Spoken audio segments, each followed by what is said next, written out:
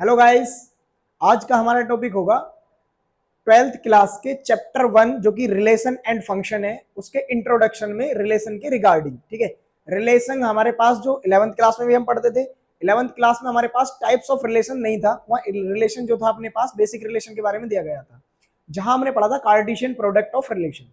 आज का हमारा टॉपिक जो होगा रिलेशन में हम उसके टाइप्स को एक्सप्लेन करेंगे, उसकी क्या क्या प्रॉपर्टीज है वो एक्सप्लेन करेंगे। फिर हम नेक्स्ट वीडियो से आपको जो आपकी एक्सरसाइज के क्वेश्चन है उनको सॉल्व कराएंगे। ठीक है, तो चलते हैं, हम स्टार्ट करते हैं हमारा रिलेशन एंड फंक्शन का इंट्रोडक्शन। ठीक है, यह है हमारा व्हाइट बोर्ड और हम पे इस पे स्टार्ट करते हैं रिलेशन। थोड़ा सा ट्वेल्थ क्लास का हम समझा दें आपको, 11th का सोरा 11th क्लास में हमारे पास एक सेट होता था, सेट ए, और सेट ए के एंट्रीज हमारे पास ए बी सी। ठीक है, मान लो ये अपने पास सिटीज है और इन सिटीज के लिए एक सेट बी दिया हुआ है और इन सिटीज के अपने पास ये लिख देते capital A, capital B and capital C, ये स्टेट्स दिए हुए। ठीक है, इसके लिए स्टेट्स दिए हुए, इनके बीच हम कार्टेशियन रिलेशन जो बनाते थे वो ए क्रॉस बी कुछ इस टाइप से होता था। ये सिटीज ना कंसीडर करते हुए अपने पास कोई भी अपने पास 3 एलिमेंट सेट ए कंटेन कर रहा है, 3 एलिमेंट सेट बी कंटेन कर रहा है। तो कार्टेशियन प्रोडक्ट हमारे पास 11th क्लास के अकॉर्डिंग क्या होता था, ए कोमा ए लिखने का तरीका हमारे पास एक ये होता था, इधर देखिए, एक सेट हमने यहाँ पे बनाया, एक सेट हमने यहाँ बनाया और इसमें तीनों एंट्रीज लिख दी, A B and C, capital A capital B and capital C. अब हम क्या कराएंगे, इसका क्रॉस प्रोडक्ट जो करा रहे होंगे वो ईच एलिमेंट के साथ होगा, इसका कार्टेशियन प्रोडक्ट ईच एलिमेंट के साथ होगा।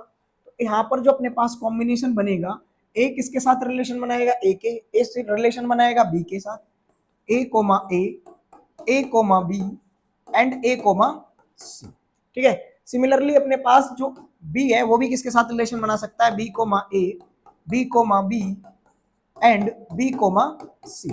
ठीक है, सिमिलरली हमारे पास जो सी दिया हुआ है वो भी रिलेशन बनाएगा capital A, capital B and capital C के साथ। तो क्या लिखा जाएगा उसको, C comma A, C comma B and C comma C, ये कैपिटल सी है और स्मॉल सी है। ठीक है, तो नंबर ऑफ रिलेशंस जो हमारे पास ये बन रहे हैं अपने पास 1 2 3 4, इनको काउंट करोगे कितना आएंगे, जितने इस सेट के अंदर एलिमेंट थे 3, इसमें कितने एलिमेंट थे 3। तो कार्टेशियन प्रोडक्ट में अपने पास जो रिलेशन बनते हैं वो कितने बनते हैं, 3 इंटू 3 9। ठीक है, इतना कुछ बेसिक हमने सीख लिया था कौन सी क्लास में, 11th क्लास में। आज का हमारा जो टॉपिक होगा वो टॉपिक होगा टाइप्स ऑफ रिलेशन क्या होते हैं हमारे पास। ठीक है, तो देखेंगे, हेडिंग हमारा होगा टाइप्स ऑफ रिलेशन।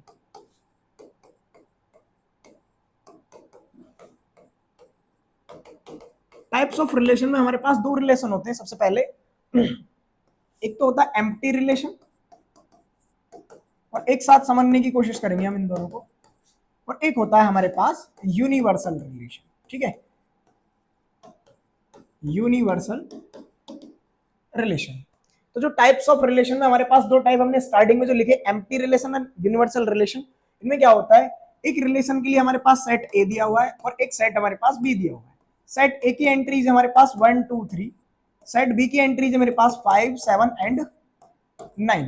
ठीक है, इनके ऊपर मैंने एक रिलेशन डिफाइन किया आर, और उस आर के अंदर हमने ऑर्डर्ड पेयर लिखा ए कोमा बी, और हमने बोला ए में से जब बी को सब्ट्रैक्ट किया जाएगा वो ग्रेटर होता है कितने से, 0 से। अगर ए में से मैं सब्ट्रैक्ट कर रहा हूं बी को, तो मैं 1 - 5 जब करूंगा तो वो क्या आ रहा होगा मेरे पास -4, विच इज होगा लेस देन 0। भाई हर निगेटिव नंबर किससे लेस होता है, 0 से। तो क्या ये ग्रेटर देन 0 होगा, नॉट पॉसिबल। तो ऐसा रिलेशन जिसके अंदर कोई भी एलिमेंट कार्टेशियन प्रोडक्ट का ना जा रहा हो, मतलब इस रिलेशन आर में इन दोनों के बीच बनने वाला कोई भी ऑर्डर्ड पेयर बिलोंग नहीं करेगा, तो such kind of relation is known as empty relation. क्या हुआ हमारे पास, ये एम्प्टी रिलेशन। यूनिवर्सल रिलेशन क्या होता है वो देखते हैं। सेम हमारे पास ये दोनों साइड कंसीडर कर लेंगे हम, और इसके लिए हमने रिलेशन डिफाइन कर दिया एक आर इक्वल, आर रिलेशन हमने क्या लिया कि ordered pair A comma B है और ए माइनस बी जो हमारे पास मॉडुलस है वो पॉजिटिव आता है या ग्रेटर देन 0 आता है। इसको ग्रेटर देन कितना लिख देंगे हम, 0 लिख देंगे। और अभी हमने एक शॉर्ट वीडियो में आपको मॉडुलस समझाया था, वो मॉडुलस क्या बोलता है, अगर कोई भी नंबर मॉडुलस के अंदर लिखा हुआ है तो पॉजिटिव नंबर में आता है। तो अगर मैं यहां से सेट में से रिलेशन में 1,5 को सेलेक्ट करता हूं और 1 - 5 का मॉडुलस लेता हूं तो क्या आएगा, +4 नंबर, जो कि किससे बड़ा होगा, 0 से। सिमिलरली मैं 2,5 को लूंगा, 3,7 को लूंगा, 3,9 को लिखूंगा। कोई भी एलिमेंट अगर मैं इस टाइप से लिखता हूं तो -6 आएगा, जो कि अपने पास सॉरी +6 आएगा, जो कि ग्रेटर देन कितना होगा 0। तो इस टाइप से हमारे पास जितने भी मॉडुलस में हम इनके ऑर्डर्ड पेयर बना रहे होंगे उन सभी का डिफरेंस मॉडुलस के साथ क्या आएगा, ग्रेटर देन 0। दैट्स व्हाई सारे के सारे ऑर्डर्ड पेयर इस रिलेशन के अंदर आ जाएंगे। कहने का मतलब क्या हुआ, अगर हम कार्टेशियन प्रोडक्ट के किसी भी एलिमेंट को रिलेशन के अंदर बिलोंग नहीं करा पाते हैं तो such type of relation is not empty relation. और अगर कार्टेशियन प्रोडक्ट जो कि हमने 11th क्लास में सीखा था, उसके सारे के सारे प्रोडक्ट जो अपने पास ऑर्डर्ड पेयर फॉर्म कर रहे हैं वो ऑर्डर्ड पेयर पूरे रिलेशन के अंदर आ जाते हैं, सारे के सारे कंप्लीटली आ जाते हैं, तो such kind of relation are known as universal relation. तो ऐसा रिलेशन हमारे पास क्या कहलाएगा, यूनिवर्सल रिलेशन। ठीक है, अब जो हमारे पास मोस्ट इंपोर्टेंट टाइप होता है जिसको बोलते हैं हम इक्विवेलेंस रिलेशन, वो 3 टाइप के रिलेशन को सेटिस्फाई कराने पे बनता है, हम उसके बारे में देखते हैं क्या होता है। तो नेक्स्ट हमारा हेडिंग होगा इक्विवेलेंस रिलेशन। तो मेरे भाई ये इक्विवेलेंस रिलेशन जो बनता है हमारे पास, अगर 3 टाइप के रिलेशन होते हैं उनको कोई रिलेशन सेटिस्फाई करे, कहने का मतलब कार्टेशियन प्रोडक्ट 2 सेट का सेटिस्फाई कराता हो, तो उस टाइप के रिलेशन को हम बोलते हैं इक्विवेलेंस रिलेशन। अब इसमें कौन कौन से रिलेशन आते हैं, 3 वो हमारे पास, पहले वो समझेंगे, फिर हम नेक्स्ट स्लाइड पे आपको 1 बाय 1 एग्जांपल के साथ समझाएंगे। एक होता है हमारा रिफ्लेक्सिव रिलेशन, एक होता है हमारा सिमेट्रिक रिलेशन, और एक होता है हमारा मेरे प्यारे भाई ट्रांजिटिव रिलेशन।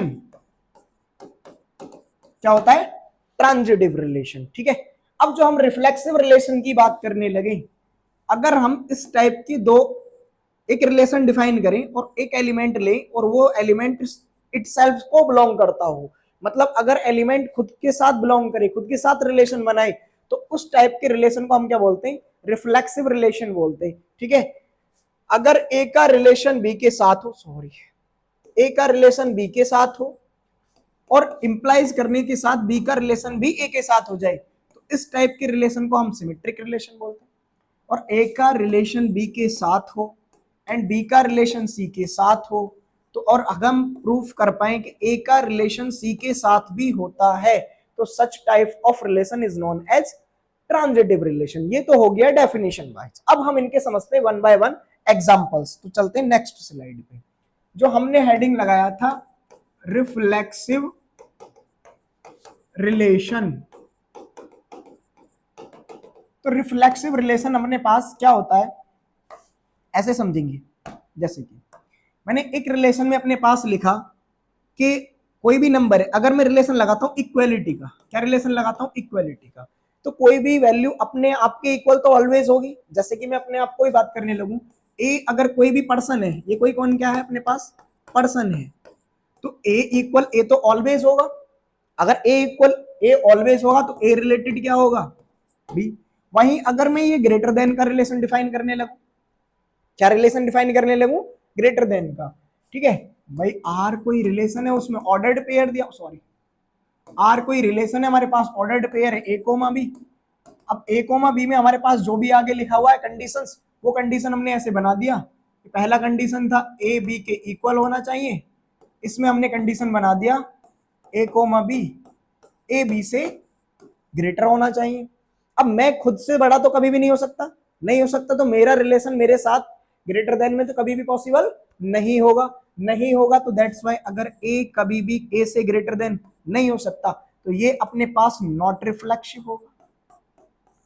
कैसा होगा मेरे प्यारे भाई, नॉट रिफ्लेक्सिव होगा। और ये मेरे पास कैसा हो जाएगा, रिफ्लेक्सिव रिलेशन हो जाएगा। ये कैसा रिलेशन हो जाएगा, रिफ्लेक्सिव रिलेशन। ठीक है, ऐसे आपको कोई ऑर्डर्ड पेयर बनाए कि ए कोमा बी का एक ऑर्डर्ड पेयर दिया हुआ है हमारे पास, और उस ऑर्डर्ड पेयर में ए ग्रेटर देन बी है, तो ग्रेटर देन का रिलेशन कभी भी रिफ्लेक्सिव नहीं होगा। सिमिलरली लेस देन का रिलेशन भी कभी भी रिफ्लेक्सिव नहीं होगा। मैं कहने लगूं कि मैं अपने आप से छोटा हो जाऊंगा, नहीं होऊंगा, मैं अपने साथ हमेशा क्या रहूंगा, अपने के लिए इक्वल ही रहने वाला हूं। ठीक है, तो अगर हम इन इक्वालिटी जो कि हमारे पास होती है इक्वल, लेस एंड ग्रेटर, तीनों की बात करें तो सिर्फ और सिर्फ इक्वालिटी ही होती है जो अपने पास रिफ्लेक्सिव रिलेशन को रिप्रेजेंट करती है, ठीक है। इसी टाइप से हम देखेंगे, नेक्स्ट हमारा होगा सिमेट्रिक रिलेशन। सिमेट्रिक रिलेशन, अब सिमेट्रिक रिलेशन क्या होता है? अगर ए बी से रिलेटेड है, किससे रिलेटेड है मेरे प्यारे भाई? ए बी से रिलेटेड है। ए रिलेटेड हो बी से, तो हम कहते हैं बी का रिलेशन भी ए के साथ होना चाहिए। क्या ये ब्लड रिलेशन में पॉसिबल है? अगर मैं ऐसे लिख दूं A comma B, A is brother of B, क्या पॉसिबल है B is brother of A? Not possible. हो भी सकता है, नहीं भी हो सकता भाई। अगर हमारे पास बी जो अपने पास है वो गर्ल है, मतलब सिस्टर गर्ल है, तो सिस्टर पॉसिबल है,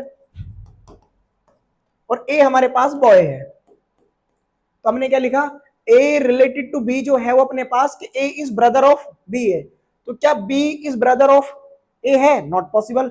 बी अगर गर्ल है तो बी क्या हो सकता है अपने पास? बी इज सिस्टर ऑफ ए हो सकता है, तो यहां पर ये रिलेशन पॉसिबल नहीं होगा, ठीक है। वहीं फिर से हम इन इक्वालिटी की बात करने लगे।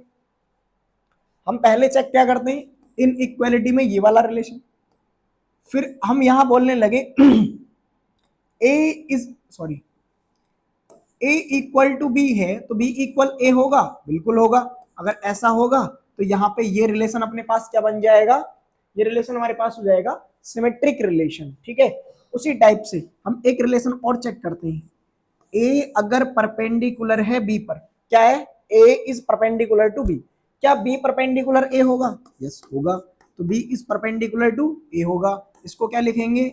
ए रिलेटेड बी है और यहाँ पे बी रिलेटेड ए हो जाएगा, सही है।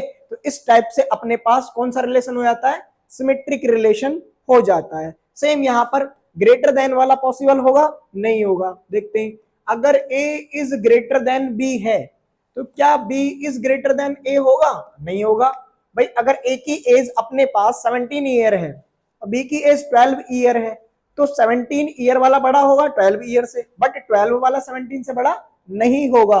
दैट्स वाई अपने पास ग्रेटर देन में भी और सिमिलरली लेस देन में भी not reflect sorry not symmetric relation होता है, मतलब सिमेट्रिक रिलेशन नहीं होता है। आई होप आपको 2-3 एग्जांपल से सिमेट्रिक रिलेशन समझ में आया होगा। अब हम स्टार्ट करते हैं कौन सा एग्जांपल? ट्रांजिटिव रिलेशन का, ठीक है। नेक्स्ट हमारा क्या होता है मेरे प्यारे भाई? ट्रांजिटिव सॉरी अरे भाई रिलेशन, ठीक है। अब इस रिलेशन में क्या होगा हमारे पास? अगर ए रिलेटेड बी है, ए बी का दोस्त है और बी सी का दोस्त है, तो हो भी सकता है ए सी का भी दोस्त बन जाए और नहीं भी हो सकता है। लेकिन हमको अगर यहाँ प्रूफ करना है तो ए को रिलेशन बी सी के साथ दिखाना पड़ेगा, ठीक है। तो इस बात के लिए हम क्या काम करते हैं, यहां से इसको रफ कर देते हैं। यहां से हम एक एग्जाम्पल चेक करते हैं पहले सॉरी हमने पहले इक्वलिटी का रिलेशन लिया। ए इक्वल अगर बी है और बी इक्वल सी है, तो दोनों में बी कॉमन आ रहा है, तो यहां से सीधा सीधा इंप्लाइज होता है ए इक्वल सी होगा 101%। तो इक्वलिटी में अपने पास ट्रांजिटिव रिलेशन बन जाता है, ठीक है। अच्छा, फिर दूसरा एग्जांपल हम लेते हैं ग्रेटर देन वाला। ए अगर ग्रेटर देन बी है और बी इज ग्रेटर देन सी है, भाई 2 3 से बड़ा है, 3 7 से बड़ा है, क्या 2 7 से बड़ा होगा? सॉरी उल्टा लिख दिया हमने, क्या लिख दिया? गलत लिख दिया। ये एग्जांपल हमारे पास लेस देन के लिए लेते हैं, ऐसा ले लेते हैं। 15 ग्रेटर देन है 13 से एंड 13 ग्रेटर देन है 7 से, क्या 15 7 से ग्रेटर देन नहीं होगा? होगा, 100% होगा। मतलब अगर a is greater than b, b is greater than c, तो a is always greater than c। That's why in equality में ग्रेटर देन मेरे प्यारे भाई क्या बन जाता है? Transitive relation. जबकि हमारे पास ग्रेटर देन ने रिफ्लेक्सिव और सिमेट्रिक को सेटिस्फाई नहीं किया था। आपको ये पॉइंट नोट करना है, ठीक है। अब हमारे पास एग्जांपल आ जाता है लेस देन वाला। लेस देन के एग्जांपल को भी चेक कर लेते हैं, क्या हमारे पास वो ट्रांजिटिव होगा या नहीं होगा। अगर a लेस देन b हो जाए and b less than c हो जाए, क्या a लेस देन c होगा? एग्जांपल से समझते हैं। भाई हमने बोला 3 is less than 5 and 5 is less than 11, क्या 3 इज लेस देन 11 होगा? 100% होगा। होगा तो इसका मतलब ये भी मेरे प्यारे भाई क्या हो जाएगा अपने पास, ये हमारे पास ट्रांजिटिव रिलेशन हो जाएगा। तो इन इक्वालिटी में हमारे पास रिजल्ट क्या बना? इक्वालिटी का जब हम बात करें तो वो रिफ्लेक्सिव भी होता है, सिमेट्रिक भी होता है और ट्रांजिटिव भी होता है। इसलिए ये वाला रिलेशन अगर हम आर इक्वल में ऐसे बना दें ए कोमा बी और यहाँ पे लिख दें ए इज इक्वल टू बी, तो ये हमारे पास बन जाता है तीनों रिलेशन सेटिस्फाई करने वाला। दैट्स वाई इसको हम इक्विवेलेंस रिलेशन बोल सकते हैं। इसको क्या बोलेंगे हम? Equivalence relation. लेकिन greater than and less than सिर्फ और सिर्फ हमारे पास कैसे रिलेशन होते हैं? Transitive relation. लेकिन ट्रांजिटिव का हम एक एग्जांपल और देंगे आपको। अब चेक करते हैं, एक रिलेशन है हमारे पास R A comma B type और A is perpendicular to B है। तीनों चेक करते हैं हम यहां से, क्या ये रिफ्लेक्सिव होगा, सिमेट्रिक होगा या ट्रांजिटिव होगा। अब एक बात बताओ, क्या ए पर परपेंडिकुलर होगा? मैं अपने आप पे परपेंडिकुलर हो सकता हूं? नहीं होगा। भाई खुद के साथ परपेंडिकुलर का रिलेशन मतलब 90 डिग्री रिलेशन बनाएगा? नहीं। तो इसलिए अपने पास पहला रिलेशन तो नॉट पॉसिबल है, A is not related to ए। तो परपेंडिकुलर अपने पास कौन नहीं होता है? परपेंडिकुलर हमारे पास रिफ्लेक्सिव रिलेशन नहीं फॉर्म करता है। चेक करते हैं सेकंड पार्ट के लिए। अगर ए परपेंडिकुलर बी है और बी परपेंडिकुलर ए है, सॉरी ए परपेंडिकुलर कौन है हमारे पास? इरेजर ले लेते हैं। ए परपेंडिकुलर बी है तो बी परपेंडिकुलर ए होगा, 101% होगा। पेन देना, अभी दिखाते हैं हम आपको एग्जांपल के साथ, ठीक है? दो पेन देना हमको, दो अलग अलग, कोई भी दो पेन दे दो। अगर हमारे पास ये दो पेन है, ये परपेंडिकुलर रिलेशन किसके साथ बना रहा है? इन दोनों के बीच बनने वाला एंगल अगर 90 डिग्री है तो इनके बीच भी तो 90 डिग्री होगा। देखो ये 90 डिग्री फॉर्म हो रहा है, ये अगर ऐसे 90 डिग्री आ रहा है तो ये भी 90 डिग्री होगा। अगर ए परपेंडिकुलर बी है तो बी परपेंडिकुलर ए 101% होगा। भाई कहां से कनेक्ट हो गया भाई? ए परपेंडिकुलर अगर बी हो रहा है मतलब ए रिलेटेड अगर बी हो रहा है तो इंप्लाइज करके मेरे प्यारे भाई बी रिलेटेड ए 101% होगा। मतलब कहने का अपने पास क्या हुआ कि अगर हमारे पास परपेंडिकुलर रिलेशन को सिमेट्रिक देखें तो वो होता है। अब चेक करते हैं क्या ये ट्रांजिटिव होगा। पहले एक एग्जांपल से समझते हैं, पहले आपको प्रूफ करके दिखाता हूं ये होगा, फिर उसके बाद दिखाएंगे कैसे नहीं होगा। ए परपेंडिकुलर बी है और बी परपेंडिकुलर सी है। देखो तीनों आपको अगर ये दिख रहा हो, ये जो मैंने ऐसे करके अरेंजमेंट बनाया हुआ है, A is perpendicular to B and B is perpendicular to C, ये B is perpendicular to C है। क्या A is perpendicular to C आ रहा है? यस। ऐसे अगर देखा जाए तो अपने पास परपेंडिकुलर रिलेशन क्या होता है? ट्रांजिटिव।